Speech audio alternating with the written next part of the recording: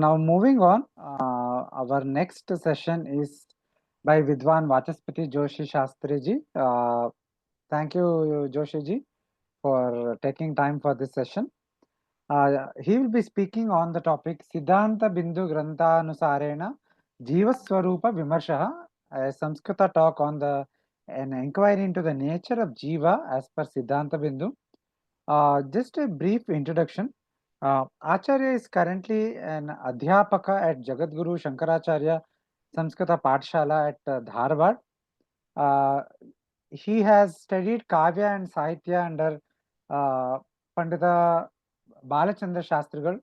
He has studied Rigveda and Dharmashastra under his father, Rajeshwara Shastri Joshigal, and he has studied Nyaya Shastra and Shauta Prayoga under Vidwan Devadatta Shastri Patil from Pune, and he has studied Advaita Vedanta under Mani David Shastrigal and as well as Sri Krishnamurti Shastrigal from Chennai. Joshi ji has routinely he participates in Vidvat Sadas held at Kanchi, Sringeri, Mumbai and many other places. He has submitted research papers in many national and international conferences. He has cleared many exams such as Nyaya Abhigna, Nyaya Kovida, Nyaya Chudamani, Nyaya Acharya, and he cleared his PhD from Karnataka University, Dharwad in 2022. And he has been awarded with many awards such as Swarna Padaka Puraskara, the gold medal from Srimad Jagadguru Shankaracharya Samskrita Pathshala in Dharwad, Nyaya Shikhamani from Narasimha Saraswati Pathshala, and Veda Shastra Adhyayana Puraskara from Sri Pada Seva medal in Pune. She has also been conferred with Suvarnangulika Puraskara and Bharati Tirtha Puraskara from Dakshinamna Sringeri Sharda Peetam, Tarkaratna from Kanchi Kamakoti Peetam, and many such awards. We are very fortunate to have you with us today, Acharya. Please go ahead and start your session. Shri Guru Dharma. Shruti Smriti Purananam Alayam Karunalayam Namami Bhagavat Padam Shankaram Loka Shankaram. Guru Brahma, Guru Vishnu, Guru Devo Maheshwaraha, Guru Sakshat Param Brahma Tasmai Shri Gurave Namaha. Gurun Smritva Adya Shri Madhusudana Saraswati Swami Padanam Smaranam Puraskritya Vishishta Vyakhyanani Antarjala Madhyamena Samayojitani Teshu कृतभूरि परिश्रमाः नैके विद्वांसः भागं गृहीतवन्तः गृहीष्यन्ति च तत्र मया भगवत्पादानां दशश्लोकी ग्रन्थोपरि मधुसूदन सरस्वती स्वामिपादैः विरचितं सिद्धान्तबिन्दुनामकं व्याख्यानम् आधारीकृत्य तत्र प्रथमश्लोक अवतरण प्रसंगे मधुसूदन सरस्वती स्वामिपादैः त्वं पदार्थ विषये विप्रतिपत्तयः प्रदर्शिताः तासां विप्रतिपत्तीनाम् उपपादनपूर्वकं तत्र जीवस्वरूपम् अर्थात् त्वं पदार्थः कः इति निर्णयः वेदान्तसिद्धानुसारेण च तत्र अन्तिमे प्रदर्शितः स विषयः यथाशक्ति यथामति यथाकालं निरूप्यते मया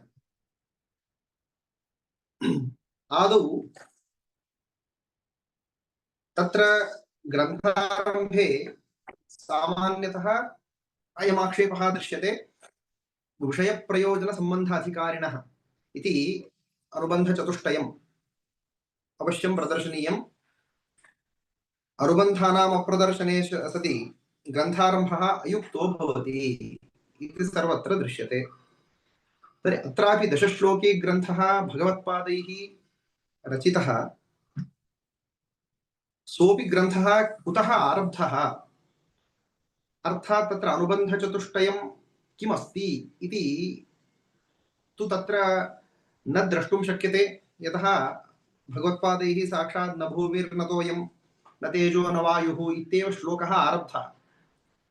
तत्र मधुसूदन सरस्वती स्वामिनः अत्यन्तं विशेषतः तत्र एवं ग्रन्थम् आरभन्ते, व्याख्यानम् आरभन्ते, यः खलु साक्षात् परम्परया वा सर्वान् जीवान् समुद्दिधीर्षुः भगवान् शङ्करः अनात्मभ्यः विवेकेन आत्मानं नित्यशुद्धमुक्तस्वभावं संक्षेपेण बोधयितुं दशश्लोकीं प्रणिनाय इति।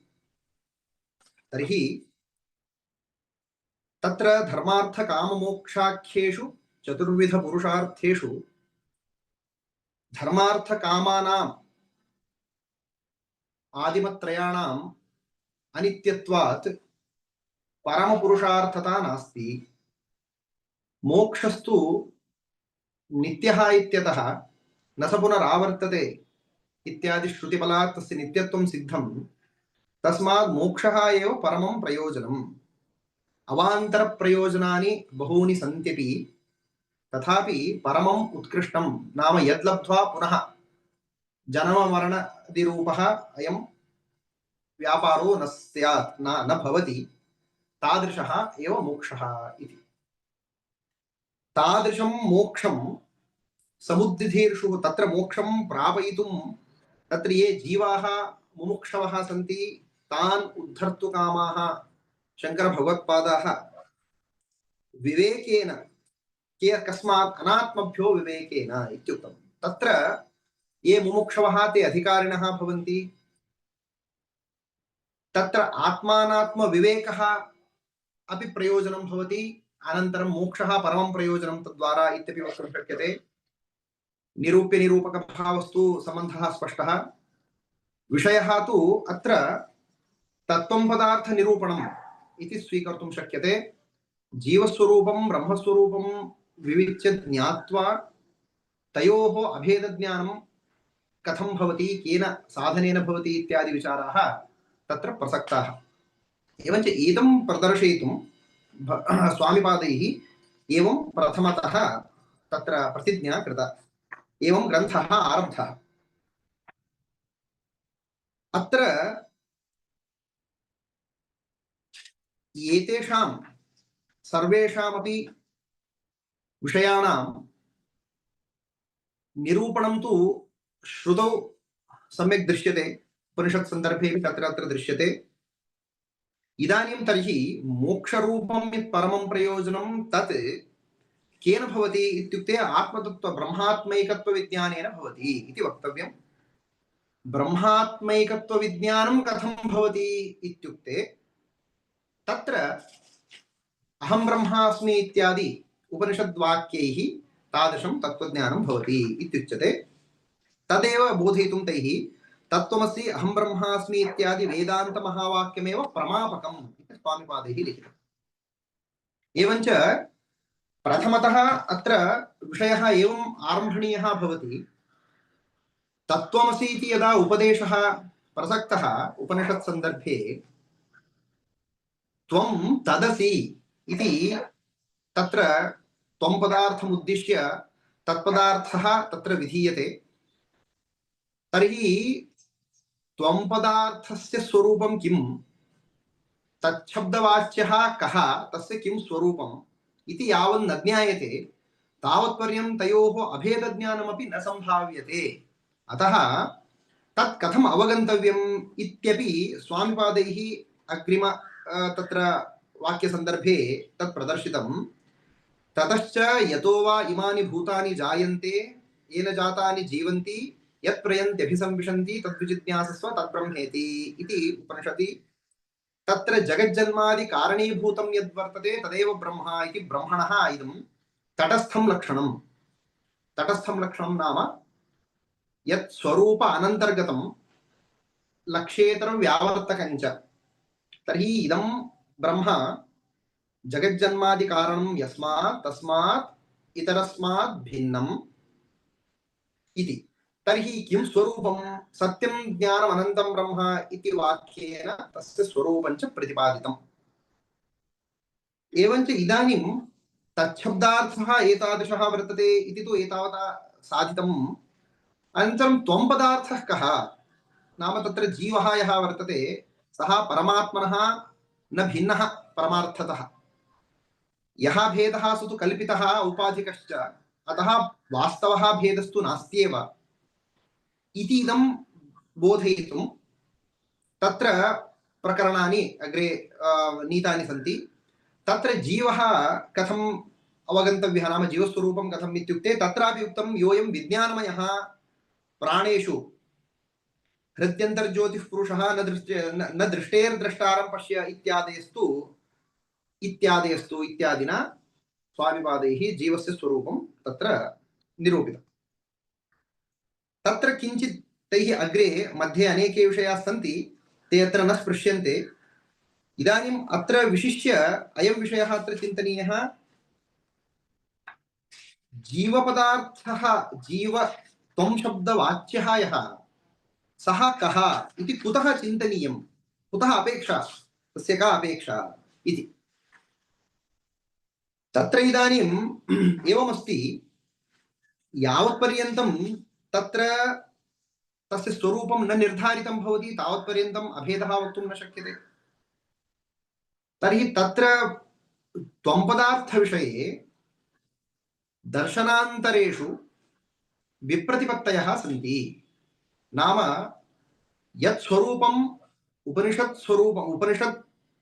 उपनिषद्वाक्यैः यादृशं स्वरूपं प्रतिपाद्यते तत्तु सिद्धान्ते अङ्गीक्रियते एव, परन्तु तस्य अङ्गीकारात् पूर्वं प्रसक्तानि अन्यानि यानि स्वरूपाणि जीवस्य दर्शनान्तर अभिमतानि तानि निराकृत्य अग्रे जीवस्वरूपं किम् इति प्रदर्शनीयम्।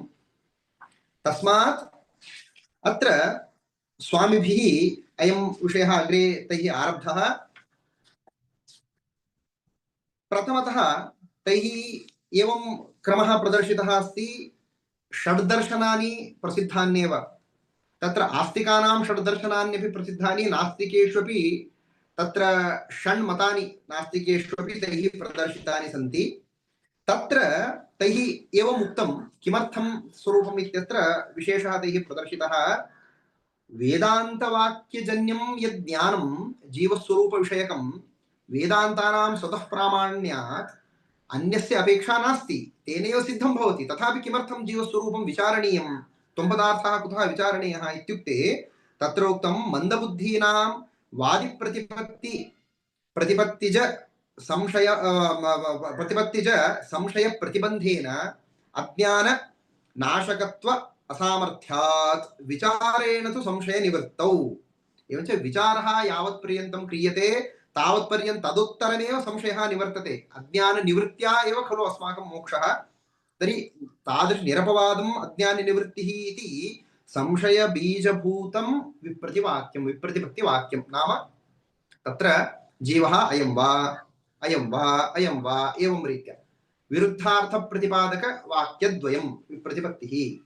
तत्र न्यायाचार्यैः न्यायसूत्र प्रणेतृभिः गौतमाचार्यैः न्यायसूत्रेषु संशयस्वरूपं संशयलक्षणं यदा प्रतिपादितं तत्र समानानेकधर्मोपपत्तेः विप्रतिपत्तेः उपलब्ध्यनुपलब्धिव्यवस्थातः विशेषापेक्षो विमर्शः संशयः इति तैः सूत्रं प्रणीतं। तत्र समानानेकधर्मोपपत्तेः विप्रतिपत्तेः इति तत्र विप्रतिपत्तेः अपि संशयजनकत्वं प्रतिपादितम्।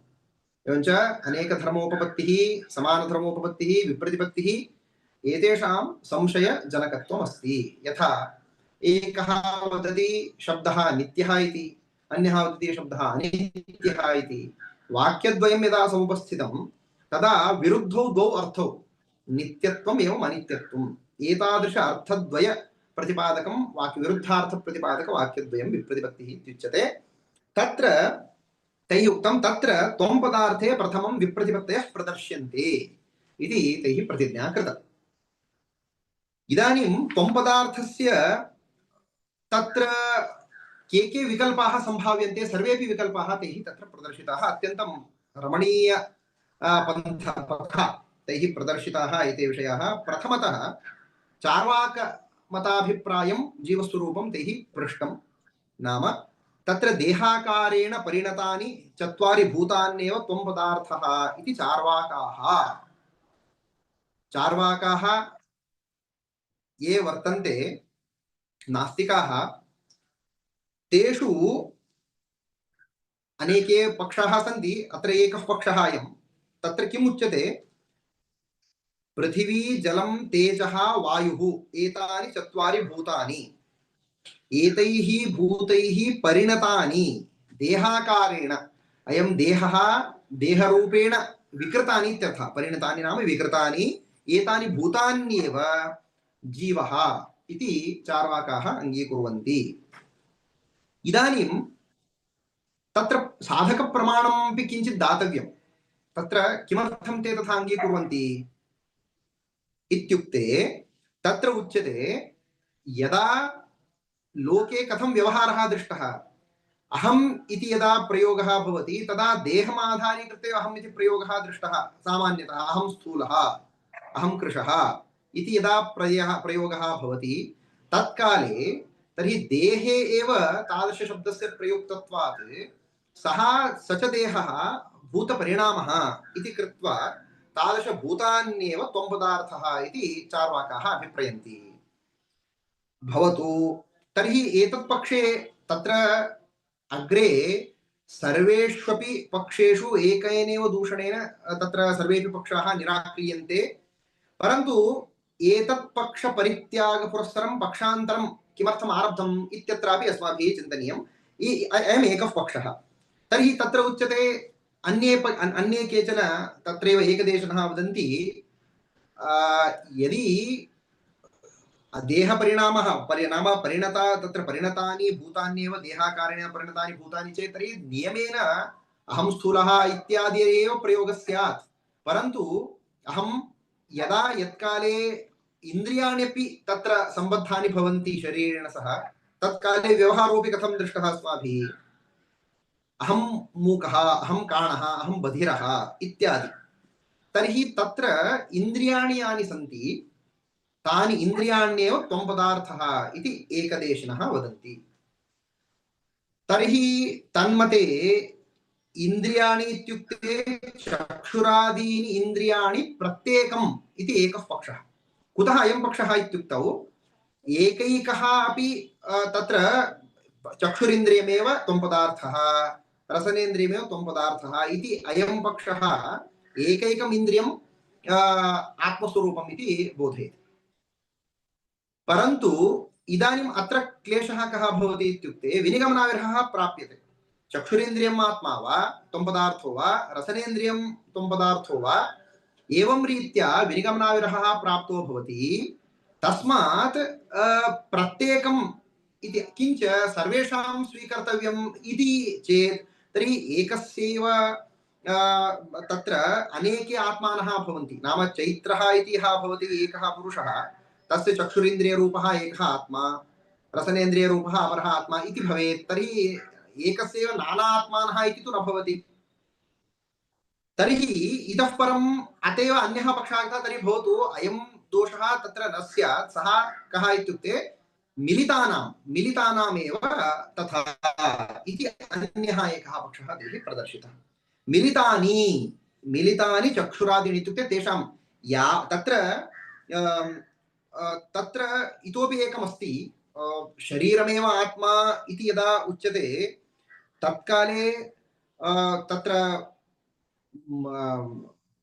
मृतेषु व्यभिचारतः इति प्रसिद्धः दोषः अस्ति। शरीरस्य चैतन्यं मृतेषु व्यभिचारतः इति तत्काले शरीरं तत्कालेपि अस्ति, परन्तु तत्र ज्ञातृत्वं न भवति। अतः शरीरस्य तत्र प्रवेशः निराकृतः। तर्हि इदानीं द्वितीयः पक्षः आगतः चक्षुरादीनि प्रत्येकं त्वं पदार्थः इति।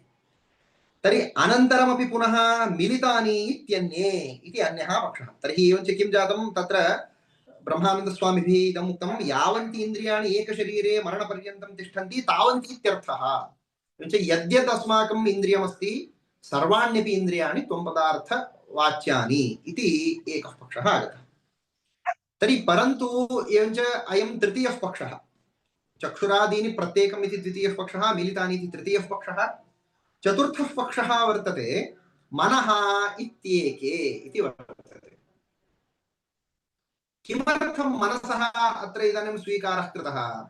तत्र इन्द्रियाणां सत्त्वेपि यावत्पर्यन्तं मनः न भवति तावत्पर्यन्तम् इन्द्रियाणि कार्यं न कुर्वन्ति। तत्र आत्मा मनसा सह, मनः इन्द्रियेण सह, इन्द्रियमर्थेन सह यदा संयुक्तं भवति तदा प्रत्यक्षं भवति इति प्रत्यक्षप्रक्रिया। तर्हि मनसः इन्द्रियैः सह यः सम्बन्धः सः नियतः प्रत्यक्षजनने अवश्यम् अपेक्षितः। तदभावे कदाचिदपि प्रत्यक्षं नोत्पद्यते। अतः मनसः इन्द्रियाणां सत्त्वेपि मनः अपेक्षते एव चेत् मनसः एव तादृशत्वमस्तु, त्वम्पदवाच्यत्वमस्तु। किञ्च मनसः इति पक्षे यद्यपि एतत् तत्र ये वदन्ति तन्मते एवमस्ति, अनित्यत्वप्रयुक्ताः ये दोषाः ते न भवन्ति मनसः नित्यत्वात्। यदि मनसः नित्यत्वम् अङ्गीक्रियते चेत् तदेव। तर्हि इदानीम् अयमेकः अत्र विशेषः तैः प्रदर्श्यते। तर्हि मनसः एव त्वम्पदवाच्यत्वम् इति आगतं भवतु। तर्हि इदानीं मनः एव त्वम्पदार्थः इति यदि अङ्गीक्रियते तर्हि तथापि किं जातं, सुषुप्तिकालेपि अस्माकम् अनुभवः भवति आत्मास्तित्वं। यतोहि तत्काले न किञ्चिदवेदिशं सुखमहम् अस्वाप्सम् इति बोधानन्तरमपि पूर्वम् अहम् इत्यादि प्रतीतिः तत्र भवति। मनः तत्काले तु न भवति। पुरीतदिनाड्यां प्रविष्टत्वात् मनसः तत्र व्यापारो न भवति। तर्हि मनसः कथं तत्र स्वीकारः सम्भवति इति क्लेशे जाते। प्राण इत्यपरे इति अन्यः एकः तत्र विकल्पः आगतः। तर्हि प्राणः एव भवतु, त्वम्पदार्थः प्राणः। कुतः? प्राणस्तु मरणपर्यन्तं वर्तते। आद्य शरीर प्राणसंयोगः जननम्, अन्तिम शरीर संयोगनाशः एव मरणम्।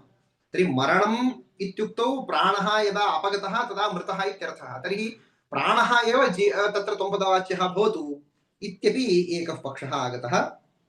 तत्र एवञ्च इदानीं पञ्चमः अयं पक्षः, प्राणः इति पञ्चमः पक्षः। अनन्तरम् एतत् पक्षेपि तत्र अनित्यत्वं वर्तते प्राणस्य इत्यतः अनित्यत्वप्रयुक्ताः ये दोषाः ते सर्वेपि अत्र लगन्ते एव इति पुनः स्मर्तव्यम्। अग्रे तत्र क्षणिकविज्ञानमिति सुगताः। तत्र बौद्ध ऐक्यदेशिनः एते तु किं वदन्ति, क्षणिकविज्ञानं तन्मते सर्वमपि पदार्थं ते क्षणिकम् इति अङ्गीकुर्वन्ति सौगताः। तर्हि विज्ञानस्वरूपः इत्यपि एकः विशेषः। न केवलम् इदं क्षणिकं विज्ञानं नाम विज्ञानस्वरूपः एव, परन्तु सः क्षणिकः। सिद्धान्तेपि विज्ञानस्वरूपत्वम् अङ्गीकृतमेव अस्ति आत्मनः। स च आत्मा विज्ञानस्वरूपः सन्नपि न क्षणिकः अपि तु नित्यः इति विशेषः। तर्हि इदमेकं। तर्हि अत्रैव तत्र ये चत्वारः बुद्धाः, माध्यमिकाः, सौगताः इत्यादयः, एते माध्यमिकाः एवं अन्ये च ये त्रयः सन्ति, तेषां तत्र मतभेदाः सन्ति। तत्र शून्यवादिनः अपि एते केचन वर्तन्ते। तेषां अग्रिमः पक्षः आगतः शून्यमिति माध्यमिकः अपि एकः वर्तते, तस्य शून्यवादः। तर्हि शून्यमेव। तर्हि सोऽपि एकः पक्षः इति एतावत्पर्यन्तं नास्तिकानां बौद्धानां च मतानि प्रदर्शितानि। इदानीं जैनमतं प्रदर्श्यते। जैनपर्यन्ताः अपि एते सर्वेपि चार्वाकाः एव, यतोहि वेदप्रामाण्य अनभ्युपगन्तृत्वात् एतेषां सर्वेषामपि इदमस्त्येव। अतः एते दिगम्बरमतम् एकं प्रदर्शितं। देहेन्द्रियातिरिक्तः देहपरिणामः इति दिगम्बराः। तैः किं जातं कृतमस्ति, देहः इन्द्रियाणि मनः एतानि विहाय अतिरिक्तः एव कश्चित् चेतनः पदार्थः वर्तते, परन्तु सः देहपरिणामः एव वर्तते। देहेन्द्रियातिरिक्तत्वं तु सिद्धान्त अभिमतं, परन्तु देहपरिणामः इत्यंशस्तु न सिद्धान्त अभिमतः इत्यपि तद् दिगम्बराः। तर्हि तत्र कदाचित् एवं क्लेशः स्यात् दिगम्बरमते, देहपरिणामः इत्युक्ते देह क्षन्तव्यः देहपरिणामः इति मया उच्यते, देहपरिमाणः इति मया विवक्षितमासीत्। देहपरिमाणः यावान् देहः तस्य वर्तते तावानेव तस्य आकारः इति। तर्हि दिगम्बरमतमपि प्रदर्शितं, परन्तु एवं सति किं भवति, बाल्ये यौवने वार्धक्ये च शरीरं तु भिन्नं भिन्नं भवति, तर्हि तथा आत्मापि भिन्नः भिन्नः वा इत्युक्ते तत्र ब्रह्मानन्दस्वामिभिः अत्यन्तं सूक्ष्मतया तत्र इदं प्रदर्शितं, परिमाणभेदेपि द्रव्यस्य अनाशात् इत्युक्तं। यथा तत्र प्रसिद्धम् इदं भवति, तत्र एकः कश्चित् वस्तुविशेषः भवति, तस्य दीर्घीकरणमपि सम्भवति, लघुकरणमपि सम्भवति। यथा तत्र इदानीं लोके रबर् बेण्ड् इलास्टिक् इत्यादिकं प्रसिद्धमस्ति, अथवा बलून् इति भवति, तस्य आकुञ्चन विकासादिभिः तत्र कश्चन परिणामविशेषः दृश्यते, परन्तु द्रव्यस्य तु नाशः न दृश्यते, अतः तथा अङ्गीकर्तुं शक्यते इति तन्मतम्। इतः परं वैशेषिकतार्किकप्राभाकराणां मतम् उच्यते, कर्ता भोक्ता जडः विभुः इति वैशेषिकतार्किकप्राभाकराः। स्वामिपादाः कथम् अत्यन्तं विस्तरेण इममर्थं निरूपयन्ति इत्युक्ते, सर्वेषामपि दर्शनानां प्रक्रियां ज्ञात्वा अनन्तरं स्वमतनिरूपणेनैव तत्र निर्दुष्टत्वं सिद्ध्यति। अन्यथा सः वदेत् मम मतेनैव गतार्थमिदम्, अथवा मया भवदपेक्षया तत्र तत्र सौष्ठवं प्रदर्शयितुं शक्यते तत् स्वरूपे इत्यादिकं कथयेत्। तस्मात् सर्वाणि मतानि प्रथमतः सम्यक् निरूप्यन्ते। तत्र कर्तृत्वं तु स्पष्टम्, अहं करोमि इत्यादि प्रतीत्या कृतिमत्वं, भोक्तृत्वं सुखदुःखादि रूपः यः उपभोगः तस्य आश्रयत्वं भोक्तृत्वं, जडः इति। जडः इति तु सामान्यतः तु कदाचित् नैयायिकानाम् आपाततः इदं न युज्यते। नैयायिकाः अपि आत्मनः चेतनत्वमेव अङ्गीकुर्वन्ति, परन्तु वैशेषिकाः अपि। परन्तु जड इति अत एव तत्रापि ब्रह्मानन्दस्वामिभिः सम्यक् तत्र इदं व्याख्यातं, जडः ज्ञानभिन्नः इति व्याख्यातम्। एवञ्च यः ज्ञानस्वरूपः स एव चेतनः इत्यभिप्रायेण विषयः प्रवर्तते। भवद्भिस्तु ज्ञानाश्रयः अङ्गीकृतः, अतः अयं न चेतनः, अतः जडः। विभुः इति तु अंशस्तु समानः इति। एवञ्च भोक्तैव केवल बोधात्मकः इति साङ्ख्याः पतञ्जलिश्च। तत्र साङ्ख्यमतं योगमतं च प्रदर्श्यते, भोक्तैव केवलं। तर्हि कर्ता भोक्ता विभुः इति अस्ति, कर्तृत्वांशः तत्र निष्कासितः, यतोहि प्रकृते एव कर्तृत्वम् अङ्गीक्रियते साङ्ख्यैः, तस्मात् तत्र भोक्तृत्वमात्रम् अवशिष्टं, तस्मात् भोक्तैव इति साङ्ख्याः पतञ्जलिश्च इति एतावत्पर्यन्तं विषयान् निरूप्य इदानीम् अन्ततः अत्र स्वमतरीत्या तत्र इदं प्रदर्श्यते, अविद्यया कर्तृत्वादिभाक् परमार्थतः निर्धर्मकः परमानन्दबोधरूपः इत्येव औपनिषदाः इति। औपनिषदाः एवञ्च उपनिषत् नाम अस्माकं सिद्धान्ते तु निर्धर्मकत्वात् ब्रह्मणः नाम परमात्मनः जीवस्य च वास्तवभेदो नास्ति इति कृत्वा सोऽपि निर्धर्मक एव, परन्तु करोमि इत्यादि प्रतीतयः भवन्ति खलु, तासां निर्वाहः कथं प्रतीतीनाम् इत्युक्ते अविद्यया, अविद्यासम्बन्धवशादेव कर्तृत्वादि अभिमानः एव भवति अस्माकं। वस्तुतः अतएव कर्ताहमिति मन्यते इति, वस्तुतः कर्तृत्वं नास्त्येव, आरोपितमेव तत्। अतः परमार्थः परमानन्दबोधः, आनन्दस्वरूपः यः वर्तते स एव त्वं पदार्थः इति उक्त्वा, एवञ्च एतेषु विकल्पेषु यद्यपि अत्र इदं नोक्तम्, अग्रे तैः इदं दूषणम् उच्यते, कृतः न कृताभ्यागमप्रसङ्गः इत्यादि, एवं भगवत्पादैरपि एतानि मतानि स्पष्टतया निरूपितानि तत्र ब्रह्मसूत्रभाष्ये निरूपणावसरे। एवञ्च यदि आत्मनः अनित्यत्वम् अङ्गीक्रियते तर्हि एतज्जन्मनि आत्मा नष्टः, शरीरेण सह प्राणेन सह, अथवा प्राणरूपः आत्मा, शरीररूपः, मनोरूपः, तर्हि जन्मान्तरे अन्यः एव आत्मा भविष्यति। तर्हि अन्यस्य आत्मनः एवम् अस्य आत्मनस्य च भेदात् अस्मिन् जन्मनि यत्तेन कृतमस्ति पुण्यपापादिकं तस्य अनुभवः अन्येन क्रियते, यच्च अग्रिमजन्मनि येन अनुभूयते तच्च न पूर्वम् अनुभूतं, नाम पूर्वं यत् कृतं तस्य न तत् फलम्। अतः कृतस्य हानम् अकृतस्य अभ्यागमः इति प्रसङ्गः अत्यन्तं प्रबलं दूषणम्। एतादृशदूषणसत्त्वात् अन्यानि मतानि न योग्यानि, अन्याः अपि युक्तयः अत्र प्रदर्श्यन्ते। इदानीं तत्र अत्यन्तं विस्तरः न क्रियते इति कारणात् मया सर्वाः युक्तयः न प्रदर्शिताः इति उक्त्वा, अयं श्लोकः तत्र अवतारितः प्रथमश्लोकः स्वामिपादैः, एवं सामान्यतः अहं प्रत्ययसिद्धे चिदात्मनि वादिविप्रतिपत्तिभिः संदिग्धे एतावत्पर्यन्तम् एवं सन्देहे जाते अहं प्रत्ययस्य आलम्बनविशेषनिर्णयाय आह भगवान् आचार्यः न भूमिर्न तोयं न तेजो न वायुः न खं नेन्द्रियं न वा तेषां इन्द्रियं वा न तेषां समूहः अनेकान्तिकत्वात् सुषुप्तेकसिद्धस्तदेको वशिष्ठः शिवः केवलोऽहम् अत्र नाम अत्रापि श्लोकरीत्यापि सम्यक् योजयितुं शक्यते न भूमिर्न तोयं न तेजः न वायुः इति भूतस्वरूपता निराकृता चेत् भौतिकान्येव इति भौतिकानीति यत् प्रथमं मतमागतं तद् निराकृतं भवति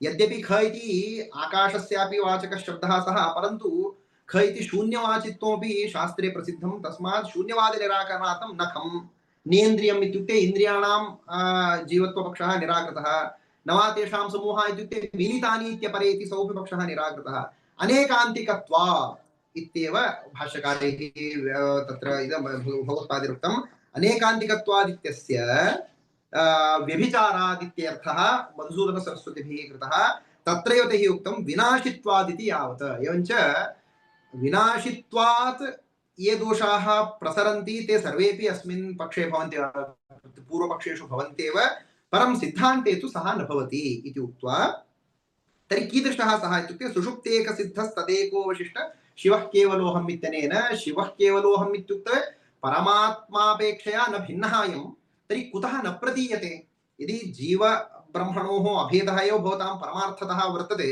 अस्यापि समाधानं भाष्यादिषु बहुत्र प्रदर्शितं तत्र देहयोगाद्वासोऽपि इत्यादिना ज्ञानैश्वर्यतिरोभावः यः भवतां ज्ञानैश्वर्यादिकं वर्तते परमात्मनः यादृशं तादृशमेव भवतामपि चेत् तस्य प्रतीतिः कुतो न भवति तस्य तिरोहितत्वात् तर्हि तिरोहधानं कुतः इत्युक्ते देहयोगाद्वा देह इन्द्रिय मन अविद्यादि सम्बन्धवशात् विद्यमानमपि ज्ञानैश्वर्यं न अस्माभिः अनुभूयते अविद्यानिवृत्तौ सत्यां विद्यमानं यत् स्वरूपं वास्तवं स्वरूपं तदेव अस्माभिः अनुभूयते तदेव च परमात्मस्वरूपं तदेव ब्रह्मात्मैकत्वविज्ञानात् इति उक्तम् एवञ्च यद् आरब्धं ब्रह्मात्मैकत्वविज्ञानात् मोक्षः तच कथं भवति इत्युक्ते तत्र तत्त्वमस्यादिवाक्यचिन्तनेन भवति श्रवणमनननिधिध्यासनादिना भवति ततश्च एते सर्वेपि विषयाः भाष्यकाराणां नाम भगवत्पादानां हृद्गताः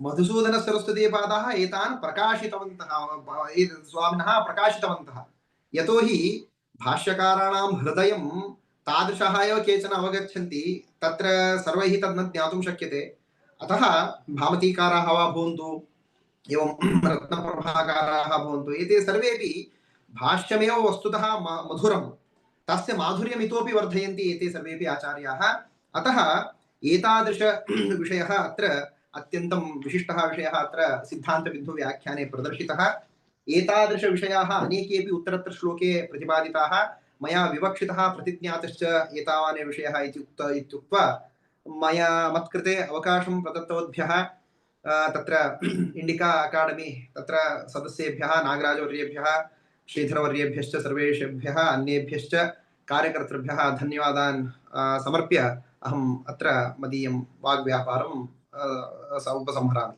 धन्यवादाः वाचस्पति महोदयः अहमस्मि तत्र वदन्तु वदन्तु पूर्वोक्ते विषये सिद्धिग्रन्थे परिमलकाराणां परामर्शो विद्यते न वा इत्यस्मिन् विषये मया इदानीं यदुक्तं तत् इदानीं साक्षादेव आचार्यवर्याणां शास्त्रिपादानां सकाशे मणिद्राविडशास्त्रिपादानां सकाशे मया पृष्टं सम्यक् तदानीं तेऽपि तथैव वदन्ति परिमलग्रन्थस्य वा अप्पय्यदीक्षितेन्द्राणां वा परामर्शः सिद्धिग्रन्थे कुत्रापि नास्ति इत्येव तर्हि प्रायेण ममापि स्मरणम् अनुभवः वा तथैव अस्ति तथापि कदाचित् मम स्मरणे भ्रान्तिः स्यात् कृत्वा तेषां सकाशे पृष्टं तद् तथैव कुत्रापि परिमलग्रन्थस्य वा दीक्षितेन्द्राणां वा परामर्शः मधुसूदनसरस्वती श्रीपादानां ग्रन्थेषु नास्ति इत्येव मया प्रास्ताविके लिखितं सत्यं सत्यं तदपि दर्शितं तत् भ्रान्त्या एव लिखितं तैरपि तद् दृष्टमस्ति पूर्वमेव यद् भ्रान्त्या एव लिखितं तस्याम् अवतारिकायां ब्रह्मानन्दस्वामिनः तथा परिमलकारत्वेन स्मरन्ति इति लेखनीयं तस्मिन् स्थाने कथञ्चित् अक्षरदोषेण वा भ्रान्त्या वा कथञ्चित् आगतं स्यात्। एवं वा?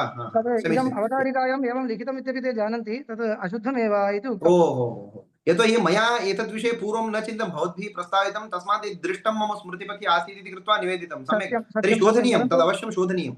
अतः प्रायेण तेषामपि मतं सम्यक् तथैव सम्यक् गुरवः दीक्षितग्रन्थेषु यतोहि मम तु अद्वैतसिद्धौ कुत्र स्मरणम् इति मम बुद्धौ नास्ति, तस्मात् मया तत्र न उक्तं। भवद्भिस्तु परन्तु दृष्टं चेत् नास्ति चेत् तर्हि तथैव तत्र भ्रान्तिपूर्वकमेव लिखनं स्यात् तत्। तथैव तैः स्पष्टीकृतम् इदानीं गुरुचरणैः। अतः प्रायेण दीक्षितेन्द्रग्रन्थेषु मधुसूदनसरस्वती श्रीपादानाम् अभ्यासः नास्ति इत्येव तेषामपि मतं तथैव अस्ति इति निवेदयामि। नमस्कारः। समीचीनं, धन्यवादः। कः अवतारिकायाः ग्रन्थकर्ता कः अस्ति? अत्र सिद्धान्तबिन्दुः इति यः ग्रन्थः चौखम्बा द्वारा मुद्रितः, त्र्यम्बकशास्त्री वर्यः तत्र टिप्पणीं लिखित्वा संशोधितवान्। त्र्यम्बकरामशास्त्री भट्टः इति तत्र तस्य इदं PDF अस्ति, अहं श्रीमतां सविधे प्रेषयामि। Okay okay. तत्र प्रास्ताविके तैः लिखितम् एवं रीत्या, तस्मात् मम संशयः जातः। ममापि स्पष्टता, गुरवः वदन्ति चेत् ते परमप्रमाणभूताः, तर्हि आचार्यैरपि तत् अङ्गीकृतं, तर्हि तत्र अवश्यम् अस्माभिरपि सः शोधनीयः विषयः। तदेव मया उक्तं, एतत् सर्वम् अधुनातनभावः।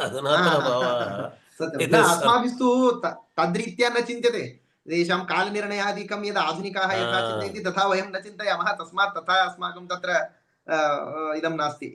भवतु, धन्यवादः। तथैव सन्ति एतत् सर्वं। समीचीनम्। Okay, so now we'll have the summary of the talk by Vachaspati Shastri Joshi ji. As I already told you, Shastric talks are always dense, so we cannot give the exact translation of every sentence, so only a summary can be given. Acharya was actually giving a logic, a reasoning, a method of how actually Siddhanta Bindu was proceeding from. Throughout, Acharya ji was using the word Tvampada because it comes from the Mahavakya Tattvamasi. In the Mahavakya Tattvamasi, the word Tvam, which is you in that sentence, Tattvamasi Mahavakya has three words, Tat, Tvam and Asi. And this Tat refers to Paramatman and or Brahman, and Tvam refers to Jiva. So throughout, instead of Jiva, Jiva, Jiva every time, Acharya was using Tvampada, Tvampada, Tvampada. And he was trying to explain why, how this whole Dashashloki is actually talking about. Here, the word is completely reversed. It is aham. The word in Dashashloki is aham, but it is actually referring to how this aham is equated with Shiva. What is the logic behind it is built through the entire bhashya, the entire commentary. And Acharya ji was showing that there is this Brahmananda ji's Vivarana, Tika, where the logic is being built. How, in which stages from Panchabhutas to Indriyas to Manas to Prana to Deha to Prana, how in stages, what is by mistake considered to be the Tvam Padartha, Jiva, in various Shastras, like what is considered as Jiva by Charvakas, what is considered as Jiva by Tarka and Vaisheshika school, what is considered as Jiva by the remaining schools, and in that sequence, finally, what is considered as Jiva by Upanishadaha, by the Upanishads. In that sequence, it has been arranged. So, by doing the Nirakarana, rejection of the earlier arguments as wrong, all these have been listed. In the beginning, when Indriyas have been taken, there are again two stages. Each Indriya separately and all the Indriyas collectively. The collective consideration, milita consideration, and each Indriya Vivikta as a separate Indriya. And that is why in the shloka, there is this word Tesham Samuhaha also. There is a grouping of all these into one. So by taking each of these positions, how actually those positions are not general words picked up just like that. They are all picked up from various positions that are already taken by other Shastras. So gradually the argument is being built how the other Shastras are being rejected. And towards the end, when Acharya ji was saying that the last line is equating Aham with the Shiva, the question is, if that is the fact, if that is the final position, why are we not able to experience that every moment? The answer given by Shastra is that there is a Tirodhana. There is this reverse view. We have, our view has been completely reverted, retrograde from what it has to actually happen. When you are looking at your inner actual reality, you are able to realize that you are Shiva only. Aham Shiva only. Kevala Shiva only. But that is not staying in you because there is an association with the outer part, Deha and the other layers.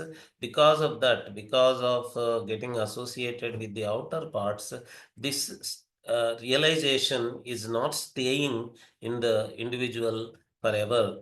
That is actually the Tirodhana is causing avidya, and by getting over avidya, then vidya is reached. And this nirakarana, by saying na, this avidya nirakarana, that is the wrong way of looking at it is happening. So this Tirodhana is reversed. So if retrograde is reversed, the right position comes. That is the purpose of the repeated say nirakarana by na. And as an example, the first shloka is taken, and in the end, Acharya ji said the same kind of logic is followed for the remaining shlokas also. Thank you, Nagaraji, for the summary of Acharya's talk. And again, my thanks to Acharya for doing a very wonderful presentation of the Jiva Swarupa. And Nagaraji has wonderfully explained in a summarized manner how it was done. Thank you very much. Any other comments, Nagaraji? No. I was trying to ask Acharya ji if I missed any point that was covered by Acharya ji. नै सर्वं सम्यक् उक्तं तत्र भवद्भिः उक्तं सर्वं तत्र पदपदार्थः निरूपयितुं न शक्यते शास्त्रे परिभाषा शास्त्रे सत्यं भवद्भिः यदुक्तं तत् सर्वं सम्यक् एव अस्ति तत् कृतः न कृताभ्यागमप्रसङ्गः इति दूषणं सर्वेषां निराकरणाय उपयुक्तम् अस्ति तदेव नित्यत्वपक्षे दोषाः न भवन्ति इति एकः विशेषः तावदेव अस्तु आचार्यैः उक्तं सर्वं थैंक यू आचार्य धन्यवादः